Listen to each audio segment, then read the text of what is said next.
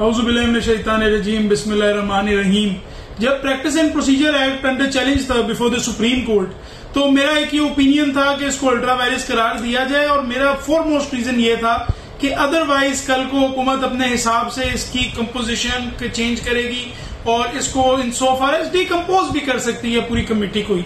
तो मेरे ख्याल में तो ये एक बहुत ही वैलिड रीजन था। और आज देखिए कि मैंने इसके ऊपर एक कॉलम भी लिखा और आज वो बात सच साबित हुई कि जब जो सीनियर मोस्ट जज है आफ्टर द सीनियर प्यूनी, उनको कमेटी से निकाल दिया गया और चूंकि काजी साहब की मर्जी नहीं चल रही थी, और अब चीफ जस्टिस के एक जज नुमाइंदा होंगे उस कमेटी में, जो चीफ साहब कहेंगे वो नॉमिनी जज वही करेंगे, और 2-1 की जो पावर है वो चीफ जस्टिस काजी फाइज ईसा के पास वापस चलेगी। तो ये जो मुशावरत वाली बातें करते थे, और काजी साहब विद ड्यू अपॉलॉजीज जो आप इस्लाम को बीच में लाके कहते थे कि इस्लाम में मुशावरत है, इस वजह से उमर अता बंदियाल को आप क्रिटिसाइज करते थे और आप कहते थे चीफ जस्टिस अकेले फैसले ना ले, तो ये नॉमिनी लाकर आपने अकेले ही फैसले लेने हैं ना।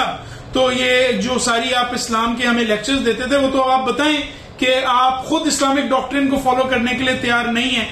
ये मेथड इन मैडनेस है कि फिक्सेशन के लिए चीफ जस्टिस को दे दिया जाए, ताकि जब वो ये रिजर्व सीट्स वाला कानून बनाए जिसके तहत स्पीकर इलेक्शन कमिश्नर को लिख रहा है और वो ये सीटें नून लीग को और पीपल्स पार्टी में बंदर बांट कर दें, तो उसको चैलेंज ही ना किया जा सके, बिकॉज काजी साहब उसको कोर्ट में ही ना लगने दें। और जब काजी साहब उसको कोर्ट में नहीं लगने देंगे तो इनके पास 2/3 मेजोरिटी आ जाएगी, और उस 2/3 मेजोरिटी के ऊपर काजी साहब को फिर जो आईनी अदालत है, कॉन्स्टिट्यूशनल अदालत है, उसका सरबराह बना दिया जाएगा। आप शर्म करें, एक 3 साल की नौकरी के लिए किस हद तक गिर गए हैं और कितना गिरेंगे, खुदा का खौफ करें। अब तो वो जो आपकी साइड लिया करते थे, वो भी, मैं कोई बदजुबानी नहीं करना चाहता, वो भी आपको गालियां देने पे आ गए हैं। आपकी लेगेसी उड़ चुकी है, फिर भी आप बाज नहीं आ रहे। 25 अक्टूबर को आप रिटायर होंगे, चीफ जस्टिस पाकिस्तान मंसूर अली शाह साहब होंगे।